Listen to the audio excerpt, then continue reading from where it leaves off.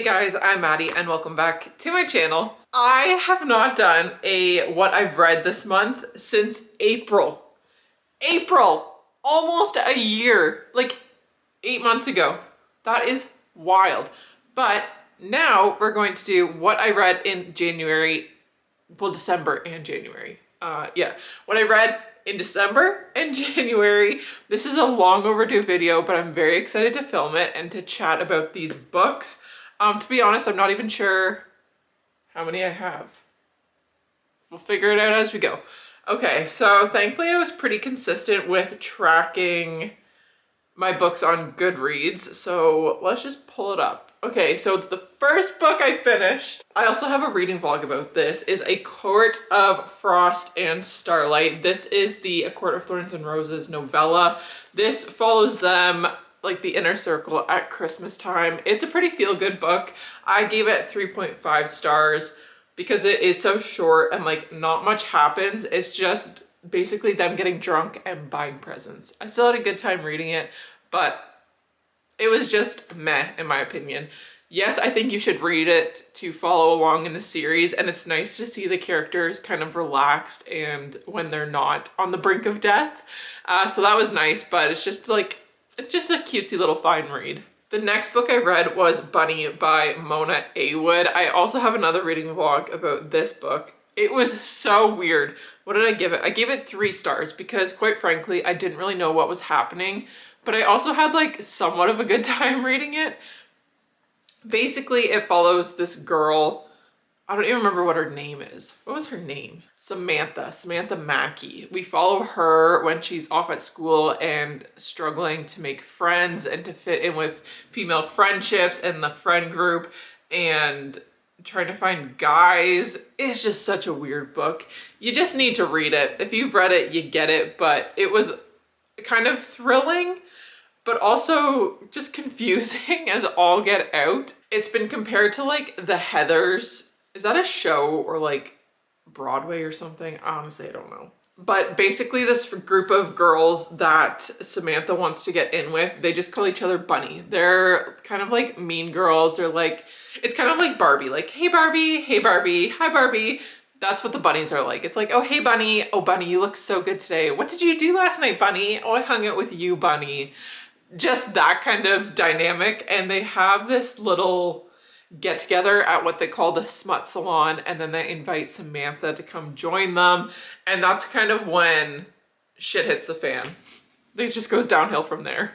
But yeah, it was a fine time. Like, I'm glad I read it, but I would not pick it up and do a reread ever again. The next book I downloaded from the library, and it was an audiobook, and that is Only Love Can Hurt Like This.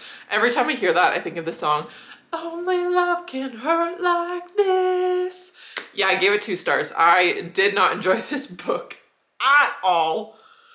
What even really happened? It's like a small town romance. Unforgettable and heartbreaking love story with a earth-shattering secret at its core. Well, that is true. So we follow Ren and she goes to Indiana. I can't remember why she moves to Indiana.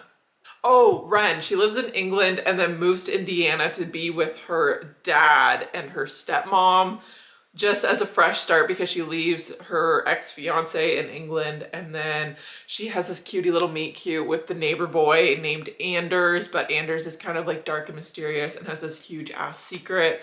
But him and Ren have like stolen moments and stolen glances throughout the summer, and things seemingly are going pretty good, but you know, classic little love story. Things aren't as what they seem. Things don't go very good. To be honest, this book was kind of cringy, especially like the spicy scenes. I'm like, didn't like that. And also the twist, did not like that. Yes, it was very thought-provoking, but I don't know. It was just a weird ass book. I just didn't really enjoy it. And yeah, so I give it 2 stars. And this is by Paige Toon. It just felt very immature as well, and I just couldn't get on board. It wasn't a very convincing romance to me.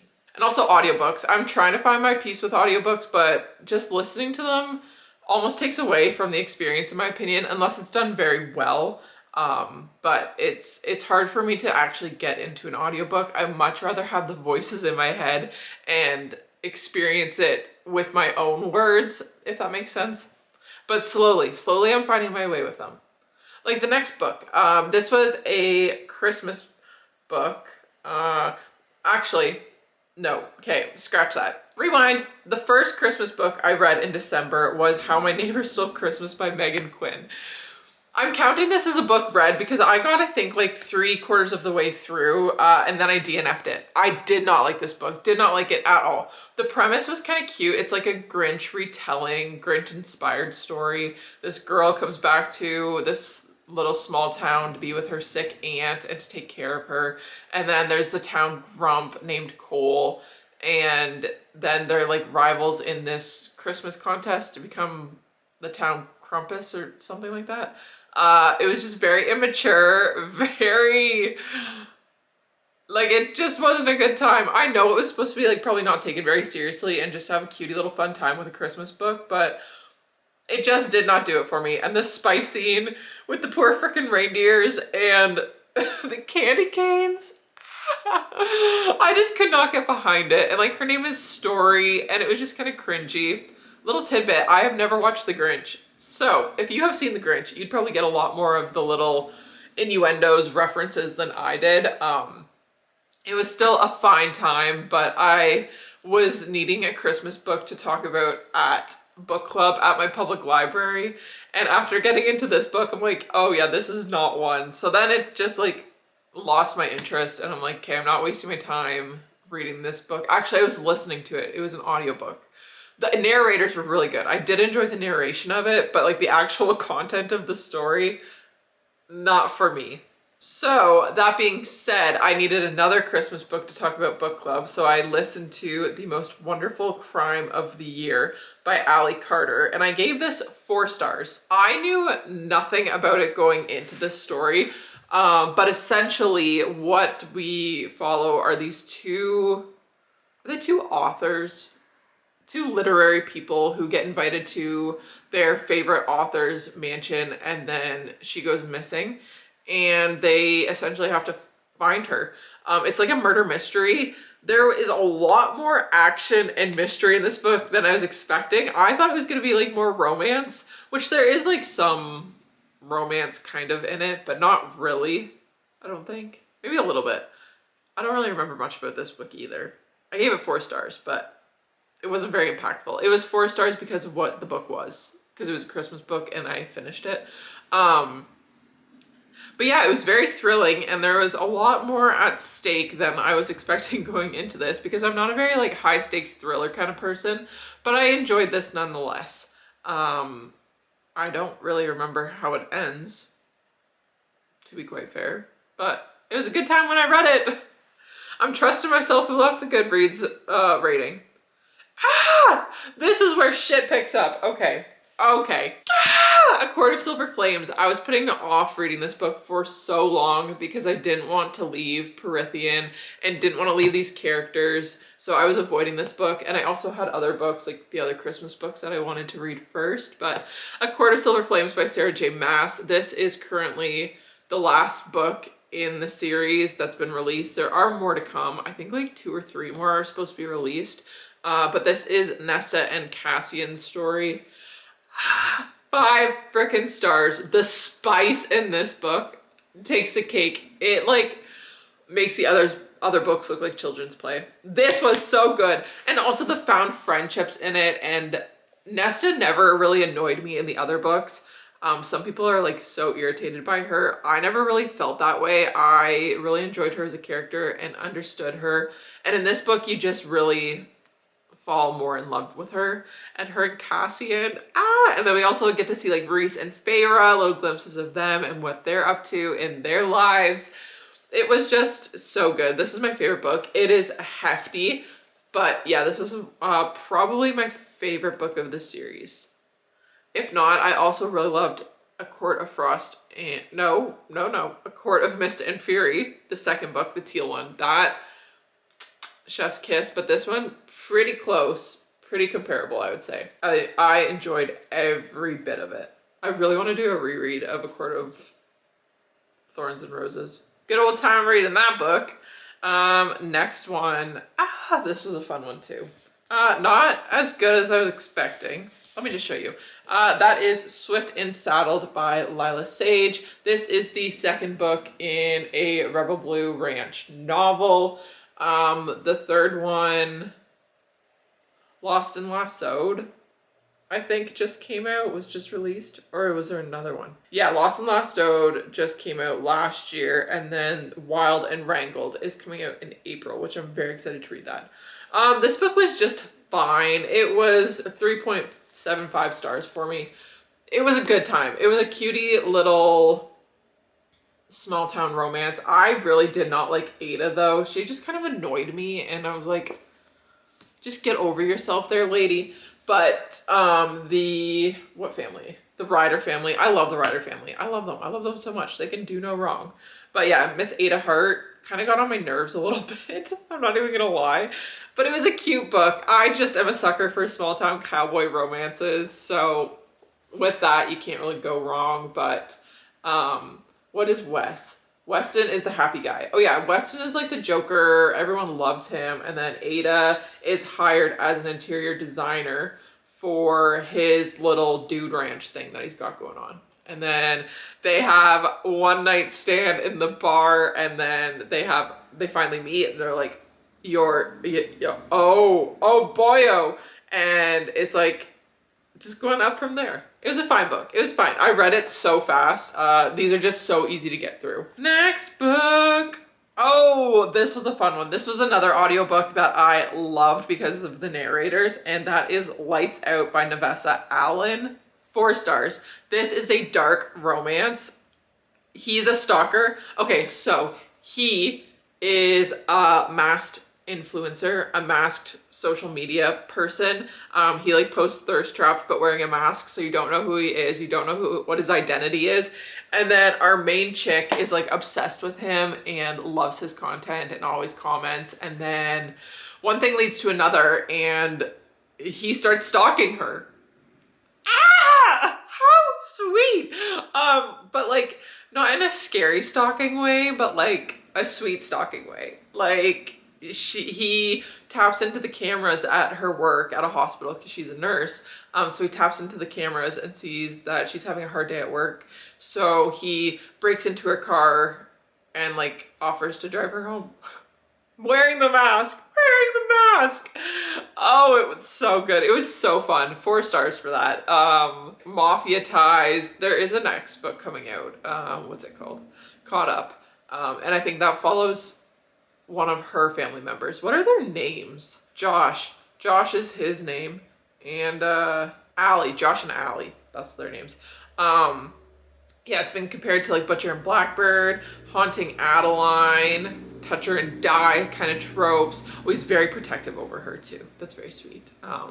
It's so cute. It was just so fun to read and like explore dark romance more because I haven't read like a whole lot of them, but this really like dove into it and it was so good. I had a giggly little time. I was just thinking about it, but also like pretty high stakes in some regards. Okay, so that was all my books for December. How many was that? 1, 2, 3, 4, 5, 6, 7, 8 books in December. Okay, now moving on to January. January was a really good reading month, I'm not gonna lie. Most books were a 4 or 5 star read for me. Wow, that's crazy. I started off this year so good. A little concerning because I'm like, did I read all the good books? Have I read all there is to be read that will make me feel something? I hope not. First book is Collide by Bal Cabra. This is a sports romance, a college sports romance following Summer and Aiden. Oh, it was so cute. I liked it. What more is there to say? She is I can't remember what she's going to school for. Oh, a sports psychologist. And then she needs to study the hockey captain, Aiden Crawford, and then run tests together. So it's like forced proximity, enemies to lovers, and then they just fall head over heels for each other. It was just a very sweet feel-good book, which I needed. I needed something to pick me up, and I gave it 4 stars. I don't really remember too much about it. It was like a short, cutie little read. There is another one coming out called Spiral, and that follows one of Aiden's teammates. Their banter was really fun, and like they kind of poked fun at each other and just like had a good time. They didn't take themselves too seriously, which I loved.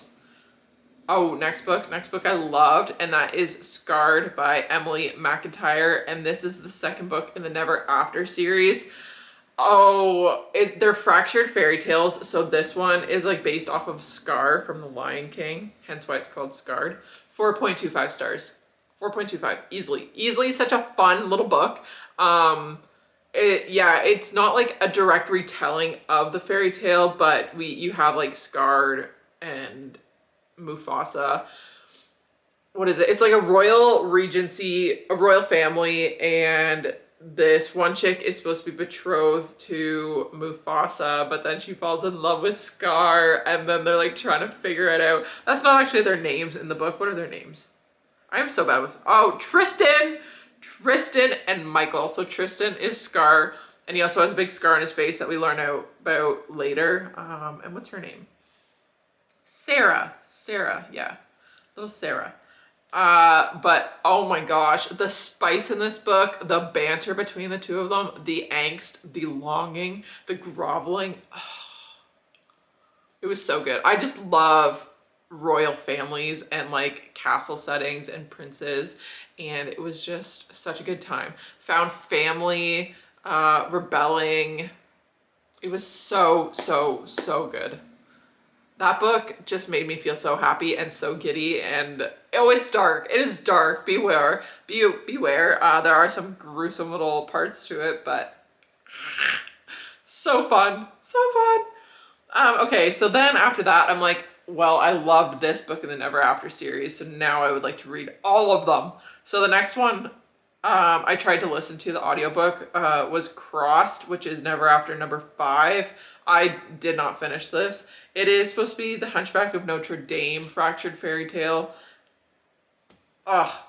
So it follows a priest, Father Cade, and what's her name? Amaya Paquette, and they live in Festivale. And Amaya is a stripper, and obviously Father Cade is a priest. And I just couldn't get on board with it. Like Father Cade pissed me off. He is like a murderer of sex workers, and he was just so caught up in the slut shaming, but then he's like, oh, I want to be with her, but I can't be with her. Like, I have to hate her and who she is and what she does, so I need to like kill her, but I'm so obsessed with her, and she's like, must be a witch because of the infatuation I have with her. And I was like, sir, no, we're not doing this. And also the narrators just didn't really do it for me. That's one big thing. If the narrators aren't good, it could ruin a whole book. And maybe if I read this book, it would be different, but I just got so turned off. It was not good. I didn't like it. And then I read The Perfect Son by Frida McFadden. This is like a classic Frida McFadden thriller mystery. I gave it 3.5 stars. It was honestly a little bit boring, but I still had a good time. I thought, okay, so we follow this dude, this high school student, and he starts to have the hots for this one chick. They go out on a date, and then she goes missing. Obviously, he's the prime suspect. And then we learn more about his past and growing up, that he was like kind of a shady, sketchy little kid. And then you're like, wow, what a weirdo. But you know, Frida McFadden, obviously he can't be the killer, or so you think, but then you're like, can he? Is that the twist, that you're not supposed to think it's him, but then it actually turns out to be him? Anyways, then you follow his family trying to keep him safe, keep him out of prison, out of jail, but also figuring out what happened to her. The girl who went missing, and then you're like, is she dead? Like, what happened to her? Yeah, it's just a lot about the kid's past and like the family dynamic. I thought I had this book figured out, and the ending did like wisp through my mind, but I didn't dwell too much on it. And then I was like, I thought I figured it out. I'm like, oh, I know who did it. Like, it's so obvious. Like, ugh, I just ruined the book for myself. And then I kept reading,